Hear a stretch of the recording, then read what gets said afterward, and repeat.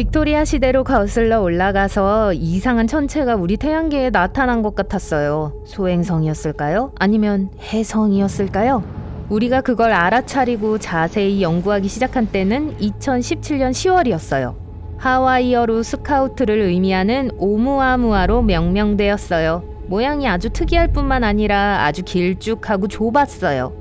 하지만 또 너무 빠르게 속도를 내고 있어서 태양의 중력도 별 영향을 주지 못하는 것 같아 보였어요. 자, 이 이상하고 떠돌아다니는 암석은 뭘까요? 전문가들은 처음에 일반적으로 소행성처럼 생겼다고 생각했지만 자세히 보니 해성일 가능성이 높다고 결론지었어요. 태양의 온기로 인한 작은 가스 분출에 의해 추진되어 자연적인 경로를 벗어나고 있다고 믿었어요. 움직이는 방법 외에도 오umu아무아의 생김새 또한 다른 해성의 생김새에 비해 특별해요. 이런 유형의 천체는 받는 빛의 약 4%를 반사해요. 놀랍게도 오umu아무아는 2배를 반사하는 특징을 갖고 있었어요. 안타깝게도 이 기이한 물체가 이미 태양계에 우리 동네를 떠났기 때문에 더 이상 연구할 수가 없어요. 우리는 버뮤다 삼각지대에 대한 많은 이야기들을 들어왔어요.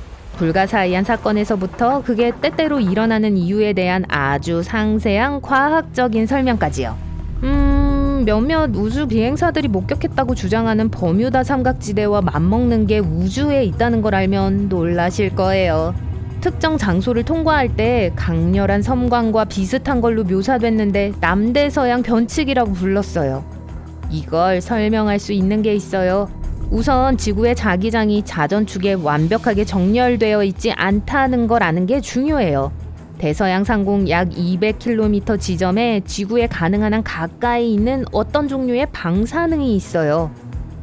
이 장소를 지날 때 컴퓨터들이 작동을 멈췄고 우주 비행사들이 제가 말한 우주적인 빛의 폭발을 봤어요. 우리가 아는 한 태양계에는 8개의 행성이 있어요. 수성, 금성, 지구, 화성, 목성, 토성, 천왕성, 그리고 해왕성이 있죠. 하지만 우리가 아직 완전히 발견하지 못한 9번째 행성이 또 있을까요? 어떤 천문학자들은 있다고 확신하고 있으며 현재 그걸 행성 9라고 부르고 있어요.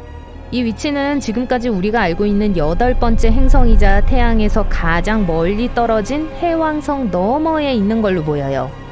문제는 우리가 전에 틀렸었다는 건데요. 1801년에 태양계에서 가장 큰 소행성으로 알려진 세레스를 우연히 발견했었어요.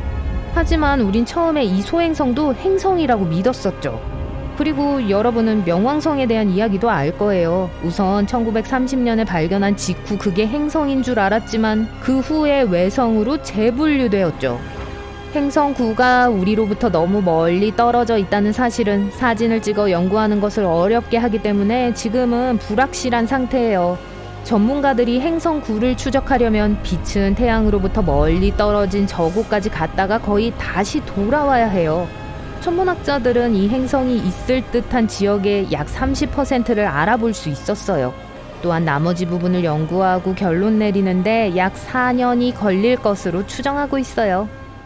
성운은 기본적으로 우주 어딘가에 있는 먼지와 가스의 거대한 구름이에요. 그중 일부는 폭발한 후 죽어가는 별에서 와요. 그중 다른 부분은 새로운 별들이 형성되기 시작하는 장소예요. 그래서 어떤 성운들은 심지어 별들의 요람이라고 불리는 거예요. 색과 크기는 다양할 수 있지만 특히 하나가 화려한 모양으로 천문학자들의 눈을 사로잡았어요. 적색 직사각형 성운이라고 불리며 우리로부터 약 2300광년 떨어진 유니콘 자리에 위치해 있어요. 무엇이 그 특이한 모양을 야기하는지는 정확히 알지 못하지만 한 설명에 의하면 그 중심에 2개의 별이 있다고 해요. 이 별들이 2개의 밝은 먼지 원뿔을 만들 수 있는데 이 원뿔들이 함께 성운을 정사각형으로 보이게 만들 수 있어요. 이 대형이 더 혼란스러운 이유는 이게 확장된 적색 복사라고 불리는 걸 보여준다는 거예요. 이건 그 먼지가 특정한 붉은 빛을 가지고 있다는 걸 의미해요. 무엇이 그 현상을 일으키는지 말하기는 어렵지만 가운데에 있는 저 2 잠재적인 별들이 확실히 관련이 있을 거예요. 제가 해왕성이 태양계에서 가장 먼 행성이라고 말했던 거 기억하세요? 우리가 태양으로부터 있는 것보다 약 30배 더 멀리 떨어져 있어요. 그래서 모든 행성들 중에서 제일 추운 행성인 게 말이 될 것 같지만 놀라운 사실은 그렇지 않다는 거예요. 그리고 과학자들은 아직 그 이유를 정확히 밝히지 못했어요. 1989년 나사의 보이저 2호가 천왕성과 해왕성을 둘 다 지나갔어요. 보이저 2호는 해왕성이 태양으로부터 더 멀리 떨어져 있음에도 불구하고 주변보다 따뜻하다는 걸 발견했어요. 과학자들은 이 놀라운 발견을 설명하기 위해 많은 이론들을 생각해냈어요. 그중 하나가 천왕성과 해왕성의 중력 차이와 관련이 있어요. 해왕성의 푸른색은 천왕성의 푸른색보다 더 강렬해요. 그래서 나사 연구원들은 해왕성의 대기에 확인되지 않은 또 다른 화학물질이 있다고 믿고 있어요. 그게 비정상적인 온도를 설명할 수 있을 거예요. 날씨도 관련이 있을 수 있어요. 해왕성에는 분명 태양계에서 가장 강한 바람과 가장 큰 폭풍이 있어요. 예를 들어 1989년 보이저 2호는 해왕성에서 거대한 눈보라를 감지했고 그걸 대암점이라고 이름 지었어요. 이 폭풍은 우리 지구 전체보다 더 컸어요. 1994년에 사라졌기 때문에 현재 우리가 이해할 수 있는 건 거의 없어요. 이 극한의 바람은 얼어붙은 메탄을 행성의 대기를 통해 밀어내고 온도를 엉망으로 만들 수 있어요. 천왕성은 가까이서 보면 약간 이상해요. 물론 기본적으로 거대한 가스 덩어리인 걸 빼고 말이죠. 왜 그럴까요? 우선 측면으로 회전해서 마치 공처럼 태양 주위를 굴러가는 것처럼 보이거든요. 옆으로 90도 정도 되는 이 이상한 방향은 아마도 과거에 일어났던 일종의 거대한 충돌 때문일 거예요. 천왕성이 태양계에서 가장 극단적인 계절을 갖고 있는 게 이 기울기 때문이기도 해요. 천왕성에서의 1년은 지구의 84년만큼 길어요.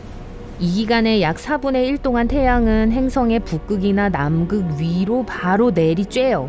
이게 연간 최고 기온과 최저 기온의 커다란 차이를 설명해 줄 수 있어요. 작은 것들도 잠시 살펴볼까요? 수성과 명왕성 말이에요. 수성은 이미 태양계에서 가장 작은 행성, 혹은 물론 우리가 외소행성 명왕성을 포함한다면 두 번째로 작은 행성이에요. 또 우리 행성 다음으로 밀도가 높아요. 그리고 동시에 점점 작아지고 있고 밀도도 높아지고 있어요. 오랫동안 우린 우리 지구만이 유일하게 지질학적으로 활동적인 행성이라고 생각했었어요. 수성도 이 부분에서는 여전히 활동적이라는 걸 발견하기 전까진 말이죠. 그래서 시간이 지날수록 수축하고 압축되고 있는 거겠죠. 명왕성의 대기는 오늘날까지 과학자들에게 많은 두통을 주고 있어요. 대기 중에 약 20개의 층이 있고 처음에 예상한 것보다 훨씬 더 차갑고 더 압축되어 있다고 밝혔어요.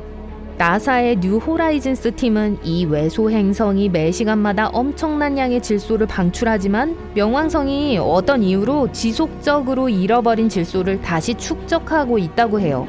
아마도 어떤 강렬한 지질학적 활동 덕분일 거예요. 대부분의 장기자랑 참가자들처럼 우리 태양계에도 실패한 별이 있어요.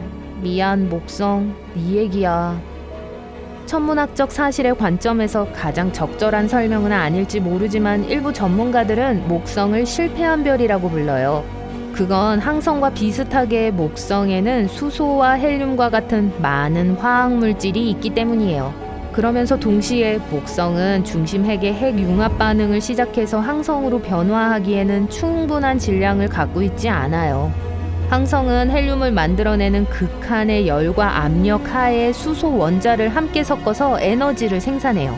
이 과정이 일어나면서 항성의 외광과 온도를 정해주는 빛과 열을 방출해요. 어떻게 그럴 수 있을까요? 우선 상당한 양의 중력을 갖고 있어요. 목성이 핵융합 과정을 일으키고 항성으로 변하기 위해서는 70배 이상 무거워야 해요. 이론적으로 만약 우리가 많은 목성들을 섞을 수 있다면 새로운 항성이 생길 수 있어요.